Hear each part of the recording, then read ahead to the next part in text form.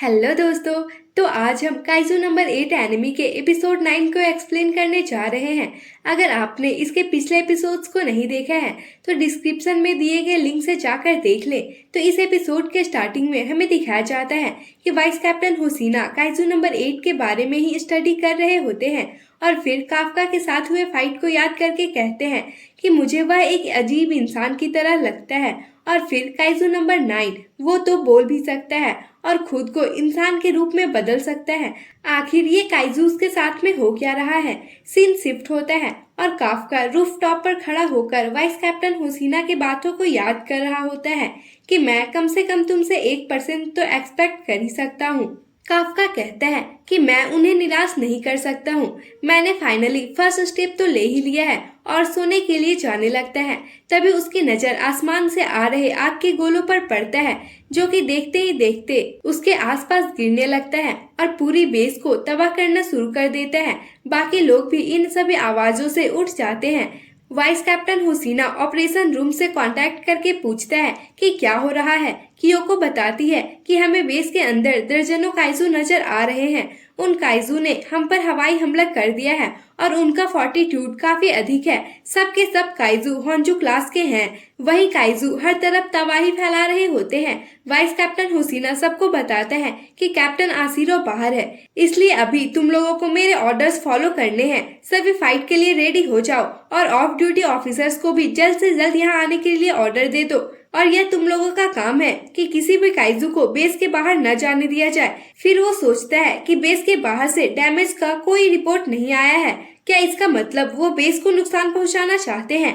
Kafka छत से पूरे बेस को आग में जलता हुआ देखता है और कहता है उड़ने वाले काइजू, यह तो काफी बुरा न्यूज है।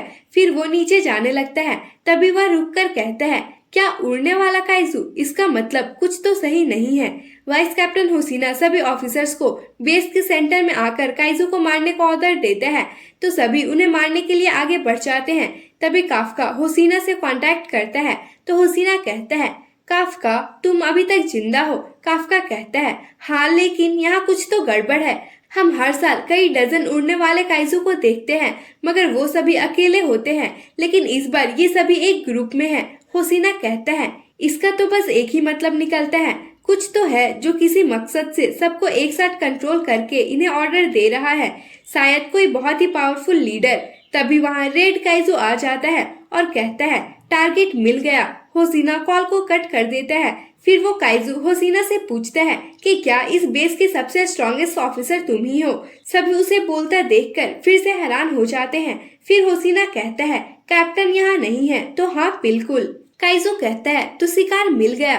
कियोको उस काइजू का एस्टिमेट पावर को कैलकुलेट करके बताती है कि इसका फोर्टिट्यूड 8.3 है, यानी कि यह एक टाई काइजू है। होसीना इकारुगा को सभी अदर काइजू या फिर कह सकते हैं योजूस को खत्म करने का इंचार्ज बनाते हुए कहता है कि उन्हें बेस के अंदर ही रखना है और ध्यान रहे कि वो टाउन में न जाने पाए। मैं इस काइजू से निपटता हूँ। तभी काइजू होसीना पर अटैक कर देता है, लेकिन होसीना उसके अटैक से बच जाता है। काइजू कहता है तुम बच गए, मतलब तुम पास हो, तो चलो तुम्हारा खात्मा शुरू करते हैं। और जोर से आवाज निकालने लगता है। उसकी आवाज सुनकर सभी योजू भी आवाज निकालते हैं। यह सब देखकर होसीना कहता है सभी योजू इसके आवाज पर रिएक्ट कर रहे हैं, यानी कि ये सभी इसके पीछे आए हैं। तभी काइजू फिर से होसीना पर हमला कर देता है। होसीना कहता है इसका पंच तो मेटियोर स्ट्राइक की तरह लग रहा है। अगर मुझे एक पंच भी लगा तो मैं सीधा मारा जाऊंगा। उसके बाद होसीना भी उस पर अटैक शुरू कर देता है, लेकिन उस काइजू को कुछ भी नहीं होता है। होसीना कहता है इसका स्किन तो काइजू नंबर 8 से भी ज्यादा हार्ड है। वहीं हम देख पाते हैं कि बाकी ऑफिसर्स योजू पर फायरिंग कर रहे होते हैं, लेकिन उन्हें उससे कुछ भी फर्क नहीं पड़ रहा था। तभी काफका उनसे कांटेक्ट करके बताता है कि उन्हें आगे से नहीं पीछे से मारो। जब वो उड़ रहे होते हैं तो उनको आगे से मारना इजी है, लेकिन अभी उनका कोर पीछे के साइड पे है और बैक साइड में उनकी स्किन भी वीक है। उसकी आवाज सुनकर रेनो कहता है कि आपसे बात नहीं हो पा रही थी तो मैं चिंतित था।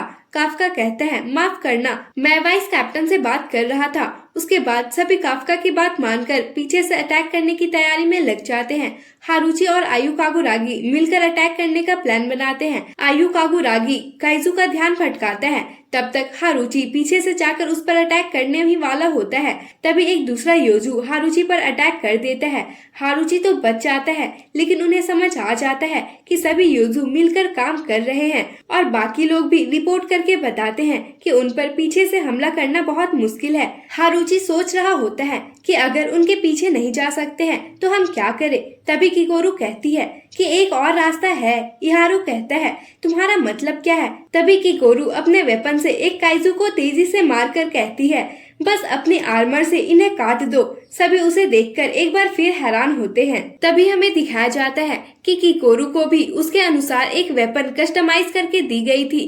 किकोरू कहती है मुझे लगा कि इसके लिए पहले कैप्टन बनना पड़ता है। होसिना कहता है हाँ, लेकिन हम लोगों को लगा कि हमें एक और बनाना चाहिए। कैप्टन आसिरो कहती है इस साल हम काफी अजीब घटनाओं से डील कर रहे हैं और इस बेस की तुम थर्ड सबसे पावरफुल ऑफिसर हो, तो हमने तुम्हें मेन फोर्स का पार्ट बनाने का डिसाइड किया है। सीन प्रेजेंट टाइम में शिफ्ट होता है। किकोरू कहती है ये तो काफी अच्छा है, लेकिन मुझे एक चीज पसंद नहीं है कि ऐसा बदसूरत हथियार मुझे सूट नहीं करता है। इहारू हैरानी से कहता है कि क्या इसने अपने फ्रंट आर्मर से ही उसे काट दिया। किकोरू कहती है हाँ, और अब मैं इस मैदान में उतर चुकी हूँ, तो काइजू तो गया काम से। फिर वह योजू पर अटैक करते हुए कहती है कि यह हथियार होंजू के यूनी ऑर्गन से बना है, जो कि 2 साल पहले सिनागावा में दिखा था।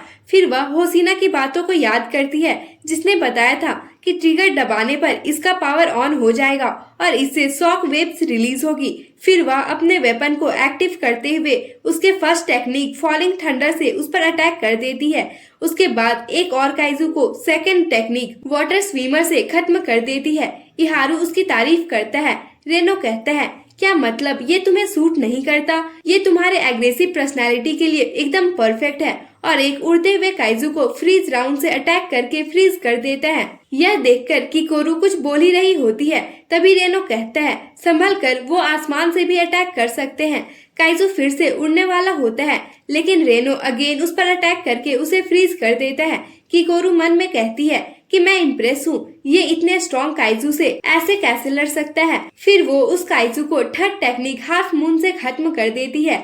फिर वह कहती है रेनो तुम्हें मेरी हेल्प करने का ऑनर मिल सकता है। रेनो कहता है हाँ बिल्कुल। फिर हारुची कहता है क्या तुमने वो सुना।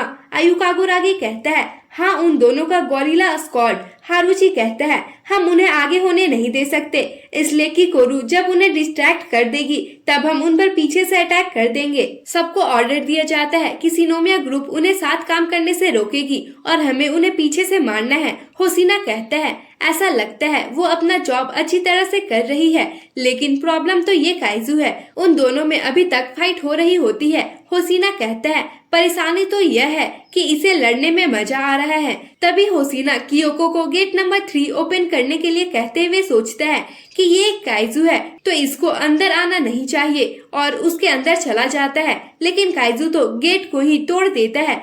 होसिना कहता है कि आखिर मैंने गेट खोलने के लिए क्यों बोला, ये तो बाकी काइजू से बिल्कुल अलग फाइट कर रहा है।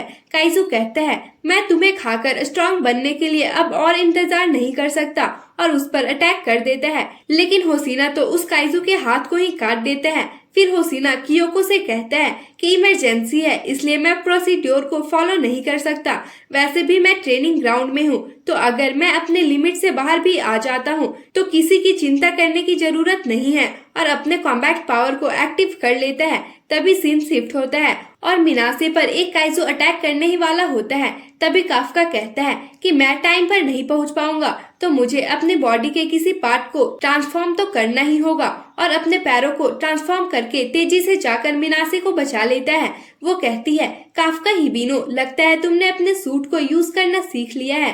काफका कहता है हाँ, अब मैं फुल टाइम ऑफिसर हूँ, तो इतना तो मैं कर ही सकता हूँ। तभी वो काइजू उन पर अटैक करने ही वाला होता है, लेकिन किकोरू आकर उन्हें बचा लेती है।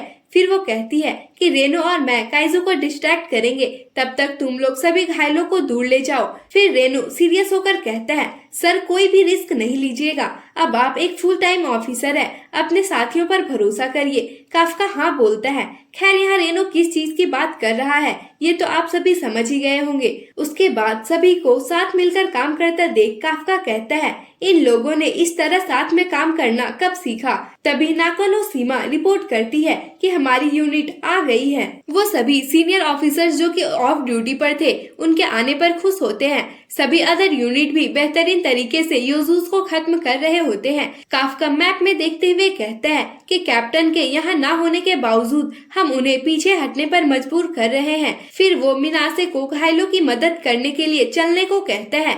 आगे बढ़ते हुए वो सभी ऑफिसर्स को याद करते हुए प्राउडली कहता है कि ये मेरा डिवीजन है, 3rd डिवीजन। फिर सीन शिफ्ट होता है। होसीना कहता है कि तुमने गलत लोगों से पंगा लिया है, हम लोग इस लड़ाई को बस जीतने ही वाले हैं। और फिर से उनके बीच में लड़ाई शुरू हो जाती है। होसीना उसे कई टुकड़ों में काट देता है, जबकि वो काइजू तो उसको टच भी नहीं कर पा रहा होता है। लेकिन काइजू खुद को फिर से रीजनरेट करके और भी पावरफुल हो जाता है। लेकिन होसीना फिर से उसके टुकड़े टुकड़े कर देता है। इस बार तो काइजू का कोर भी दिखने लगता है। होसीना कहता है, तुम्हारा कोर तो मेरे सोच से काफी छोटा है। और फिर अपने 6 टेक्निक से उसके पूरे बॉडी को काट देता है। कंट्रोल रूम में सभी खुश हो जाते हैं कि काइजू मारा गया, लेकिन थोड़ी ही देर में सभी फिर से निराश हो जाते हैं। काफका को भी कुछ अजीब सा फील होने लगता है। वो कहता है, क्या हो रहा है, मेरी डिटेक्शन एबिलिटी ऑफ हो रही है। वहीं वो काइजू खुद को बहुत बड़ा कर लेता है। होसीना डाउट करते हुए कहता है कि इसके कोर की पोजीशन शिफ्ट होने के कारण मैं इसे खत्म नहीं कर पाया। तभी वो काइजू अपने चारों तरफ हाई टेम्परेचर स्टीम फैला देता है। होसीना कहता है, अच्छा हुआ कि मैं इसे ट्रेनिंग ग्राउंड के अंदर ले आया। कियोको बताती है कि इसका फॉर्टिट्यूड बढ़कर 9 हो गया है और वो काइजू भी काफी खतरनाक रूप में आ जाता है। और यहीं पर इस पार्ट की एंडिंग हो जाती है। तो आगे की स्टोरी अगले पार्ट में। अगर आपने हमारे चैनल को सब्सक्राइब नहीं किया है तो सब्सक्राइब कर ले। तो मिलते हैं अगले एपिसोड में। तब तक के लिए bye bye, tata and thank you so much for your love and support.